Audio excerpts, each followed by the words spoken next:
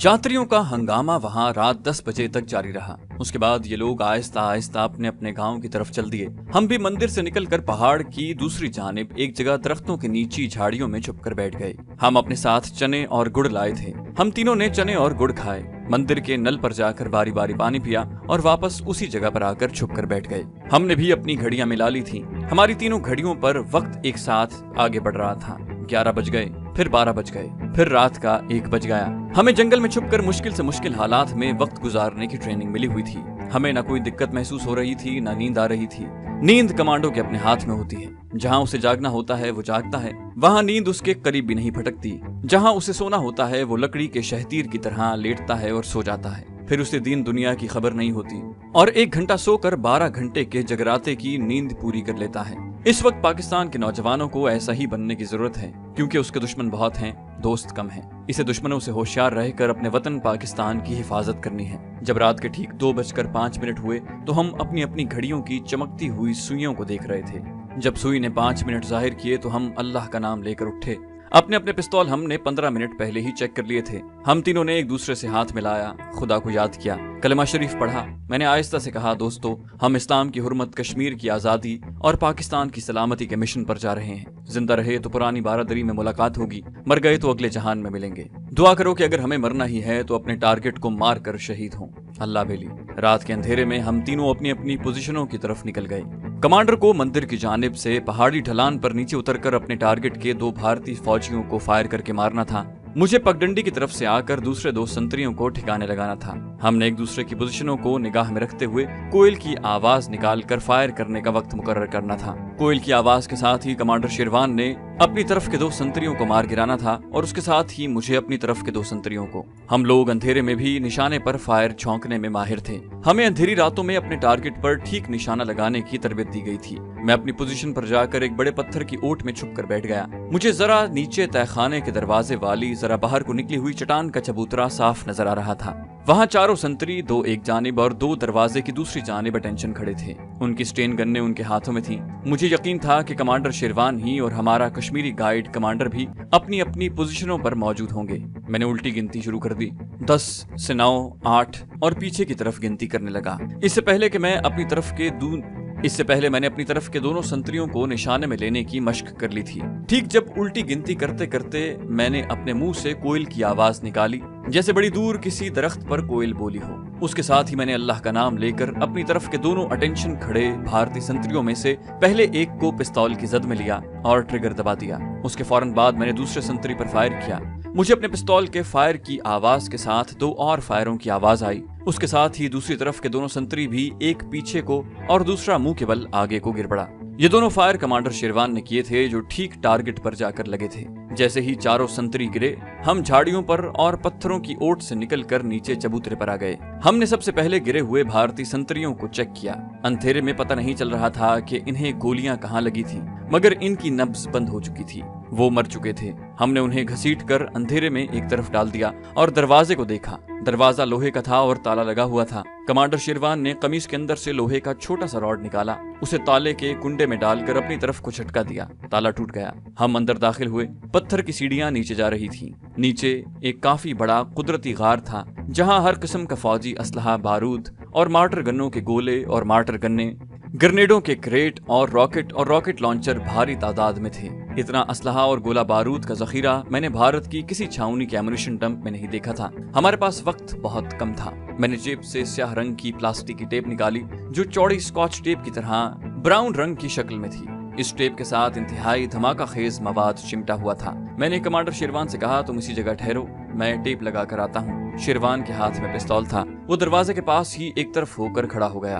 तहखाने में मध्यम रोशनी वाला बल्ब रोशन था। मैंने खास मकामात पर धमाका खेज प्लास्टिक की टेप चिपकाई और कमांडर शेरवान के पास तेजी से आकर कहा, निकल चलो, काम हो गया है। हमने दरवाजे को आहिस्ता से बंद किया और अंधेरे में झुककर चलते हुए ऊपर सड़क की तरफ जाने की बजाय नीचे पहाड़ी के नशेब में उतरने लगे। ढलान उतरने के बाद हमारा रिजर्व कमांडो भी आ गया। कहने लगा, क्या काम हो गया? हाँ, हमारे पीछे पीछे हमें कवर करके चले आओ। हम जितनी जल्दी उतराई उतर सकते थे उतरते चले गए। टीले की ढलान खत्म हो गई।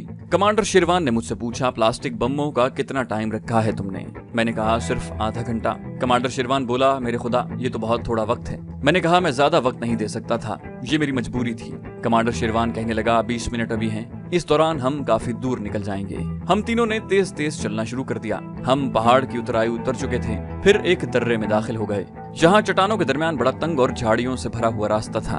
अंधेरे में हम झाड़ियां इधर उधर हटाते हुए आगे बढ़ते चले गए।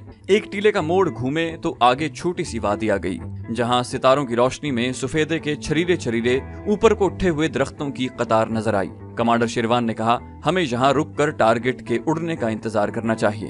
हम तीनों एक जगह जमीन पर बैठ गए। मेरे हिसाब से प्लास्टिक बमों को फटकर असलहे के सारे जखीरों को तबाह करने में सिर्फ 2 मिनट बाकी रह गए थे। कमांडर शेरवान और मैं अंधेरी रात में बाएं जानिब दूसरी पहाड़ियों के ऊपर नजरें जमाए हुए थे। अचानक एक खौफनाक गड़गड़ाहट की आवाज पैदा हुई, उसके साथ ही जमीन हिलना शुरू हो गई। हम तीनों कमांडोज जमीन पर औंधे होकर लेट गए। हमने सर उठाए हुए थे और अंधेरे में अंदाजे से शिव पार्वती मंदिर की तरफ देख रहे थे। उस तरफ ऐसी चमक पैदा हुई कि हमारी आंखें चकाचौंध हो गईं। फिर एक कड़ाका हुआ और मंदिर की जानिब जैसे पहाड़ फट गया और उसमें से शोले निकलकर आसमान की बुलंदियों को छूने लगे। अब एक कयामत आ गई थी। इतने जोरदार धमाके हो रहे थे जैसे पहाड़ियों और टीले फट रहे हों। रॉकेट ऊपर को फायर हो रहे थे, बिजलियां चमक रही थी, धमाके हो रहे थे। आग के शोलों का रंग कभी सुर्ख कभी नीला और कभी सफेद हो रहा था। जमीन हिल रही थी। जमीन के अंदर गड़गड़ाहट की आवाज मुसलसल आ रही थी। जिस टीले के नीचे गोला बारूद का जखीरा फटा था वो रेजा रेजा हो चुका था। उसके साथ शिव पार्वती का मंदिर भी रेजा रेजा हो चुका था। कमांडर शेरवान ने बेख्तियार नारा लगाया अल्लाह अकबर। उसके जवाब में हमने भी बेख्तियार नारा लगाया। आसमान पर आतिशबाजी का मंजर था। नीले सुर्ख सफेद शोलों ने सारे इलाके को दिन की तरह रोशन कर दिया था। कमांडर शेरवान ने उठते हुए कहा यहाँ से निकल चलना चाहिए। इस दौरान हमारा चौथा रिजर्व कमांडो भी हमारे पास आ गया था। हम उठे और पहाड़ी की उतराई उतरने लगे। हम तेज तेज उतर रहे थे और झाड़ियां पत्थरों को फलांगते हुए जा रहे थे। ये शॉर्टकट रास्ता था। आधे घंटे में हम पहाड़ी की दूसरी जानिब एक सड़क पर निकल आए। आसमान शोलों से इसी तरह रोशन था। धमाकों की आवाजों से इर्द गिर्द की पहाड़ियों में ऐसी गूंज पैदा हो रही थी जैसे सारे इलाके की पहाड़ियां आतिशफिशां बनकर फट रही हों। अब दूर से मशीन गन फायर की आवाजें भी आने लगी थीं। भारतीय कैंप के फौजी शायद अंधाधुंध गोलियां बरसा रहे थे। हम सड़क के किनारे किनारे झाड़ियों की ओट में होकर एक दूसरे के आगे पीछे चले जा रहे थे। ये सड़क वही थी जिस पर भारतीय फौजी कैनवॉय एमुनिशन की सप्लाई लेकर श्रीनगर जाया करते थे। सड़क आगे जाकर नीचे उतराई में उतर गई थी। नीचे वादी शुरू हो जाती थी जहां अंधेरा था। किसी किसी वक्त एमुनिशन के फटते गोलों की वजह से आसमान पर चमक पैदा हो जाती थी जिससे वादी एक लम्हे के लिए रोशन होकर हमें रास्ता दिखा देती थी। श्रीनगर की वादी जहां से ज्यादा दूर नहीं थी। हम 2 कमांडो सड़क की एक जानिब और 2 कमांडो सड़क की दूसरी जानिब चल रहे थे। हमारा रिजर्व कश्मीरी कमांडो जिसके पास टेन गन्ने और दस्ती बम थे वो हमसे थोड़ा हटकर इस तरह चल रहा था कि सड़क पर किसी को नजर नहीं आता था। वो खतरनाक सूरत पैदा हो जाने की सूरत में हमारी हिफाजत के लिए हमसे फासला रखकर चल रहा था। अचानक सामने सड़क के मोड़ पर किसी ट्रक की आवाज आई, फिर उसकी बत्तियां नजर पड़ी। हम जल्दी से सड़क किनारे झाड़ियों की ओट में छुपकर बैठ गए। ये एक फौजी ट्रक था जो पूरी रफ्तार से चला रहा था। उसके पीछे एक और ट्रक आ रहा था। हम झाड़ियों में छुपे देख रहे थे। पूरे 4 फौजी ट्रक थे जिनमें फौजी मशीन गन लगाए खड़े थे। ट्रक बड़ी तेजी से आगे निकल गए। ये उस तरफ जा रहे थे जिधर से धमाकों की आवाजें और शोलों की चमक अभी तक आसमान पर बिजली की तरह कौंध रही थी।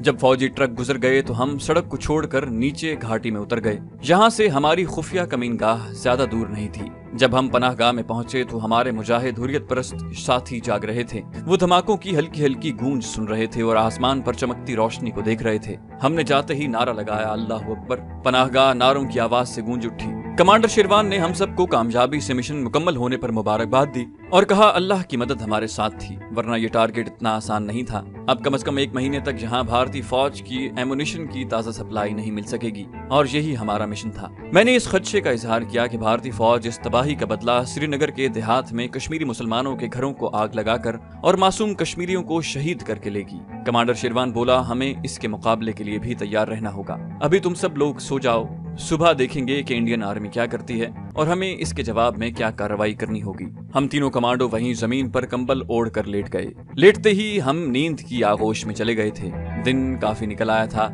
जब कमांडर शेरवान ने अपने गार से निकलकर हमें जगा दिया। उसके साथ एक कश्मीरी कमांडो भी था जिसने स्टेन गन उठा रखी थी। कमांडर शेरवान मेरे पास बैठ गया।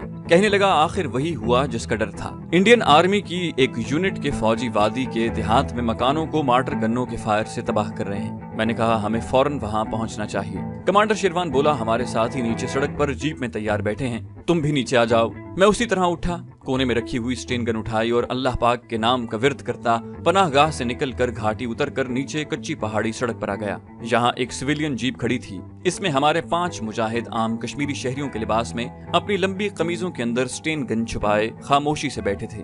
वो एक दूसरे से कोई बात नहीं कर रहे थे। कमांडर शेरवान भी दूसरी तरफ से आ गया। मैं और कमांडर शेरवान भी आम कश्मीरी शहरियों के लिबास में थे। कमांडर शेरवान जीप की ड्राइविंग सीट पर और मैं उसके साथ वाली सीट पर बैठ गया।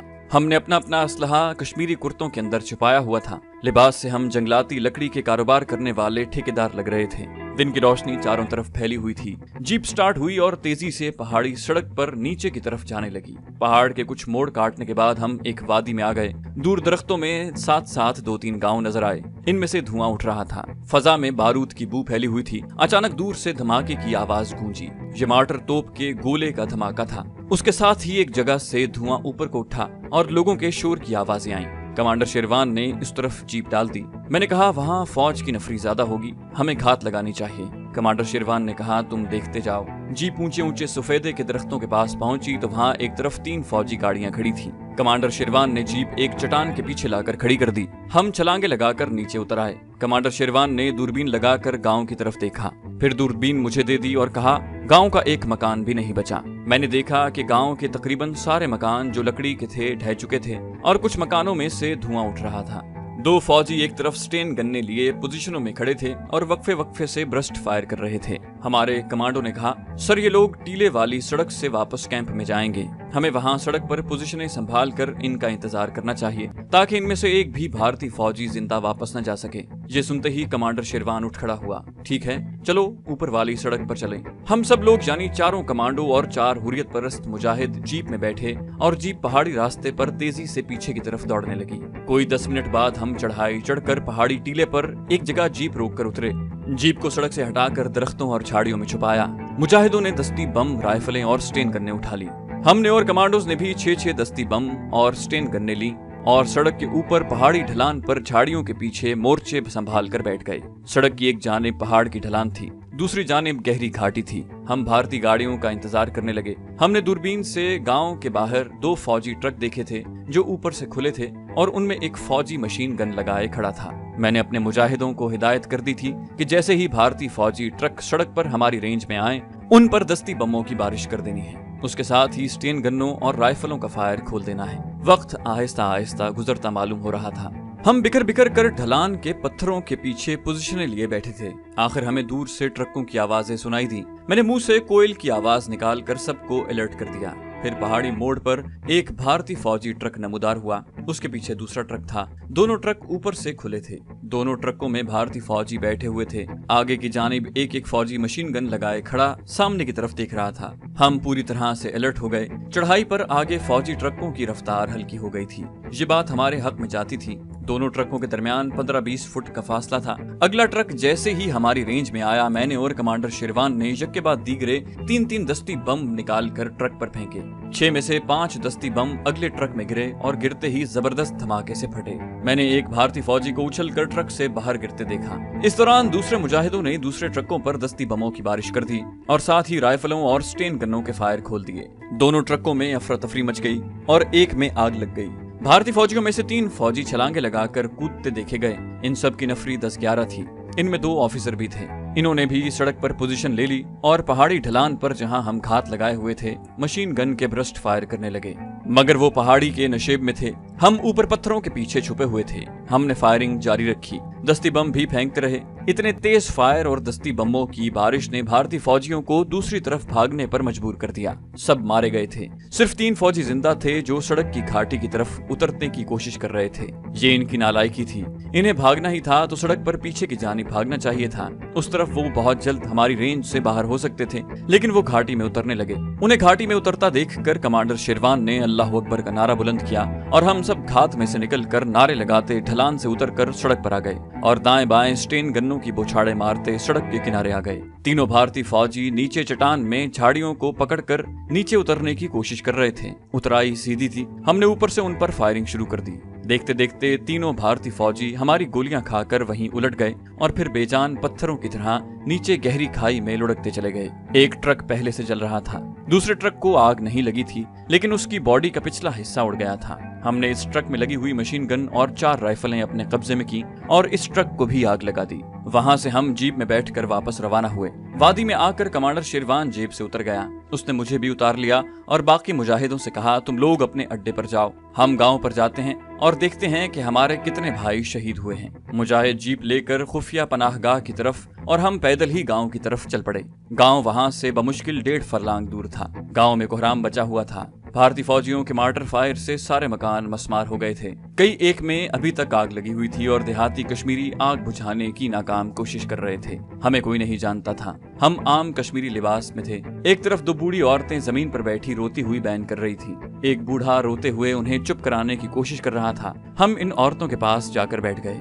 कमांडर शेरवान कश्मीरी जबान में उनसे बातें करने लगा। औरतें और बूढ़ा कश्मीरी उसे अपनी जबान में कुछ बता रहे थे। कश्मीरी औरतों और बूढ़े ने कमांडर शेरवान को बताया कि भारतीय फौजी उनकी जवान बेटी जमीला को उठाकर ले गए हैं। उनके जवान बेटे को शहीद कर दिया है। गांव के 15 आदमी शहीद कर दिए गए थे, जिनमें 4 बच्चे और 2 औरतें भी थी। इन सब की लाशें गांव की मस्जिद के सहन में पड़ी थी। बूढ़े कश्मीरी ने बताया कि 3 फौजी थे, जिनमें एक कैप्टन था, वो डोगरा था। उन्होंने उनके जवान बेटे को गोली मारकर शहीद कर दिया और जमीला को सबके सामने घसीटते हुए जीप में डाला और अगवा करके ले गए। इनकी बेटी रोती रही, चीखती रही, मगर वहां उनकी फरियाद सुनने वाला कोई न था। गांव के सब जवान शहीद कर दिए गए थे। कमांडर शेरवान ने पूछा कि वो तीनों फौजी किस तरफ गए थे, क्योंकि जिन 2 भारतीय फौजी ट्रकों को हमने तबाह किया था उनके साथ कोई जीप नहीं थी। बूढ़े कश्मीरी ने एक तरफ इशारा किया और कहा, उस तरफ गई थी जीप, उधर कोई भारतीय फौजी छावनी है। या अल्लाह, हम क्या करें, किसके पास फरियाद लेकर जाएं? कमांडर शेरवान ने बूढ़े कश्मीरी के कंधे पर हाथ रख दिया और कहा, बाबा, तुम्हारी बेटी हमारी बेटी है, कश्मीर की बेटी है।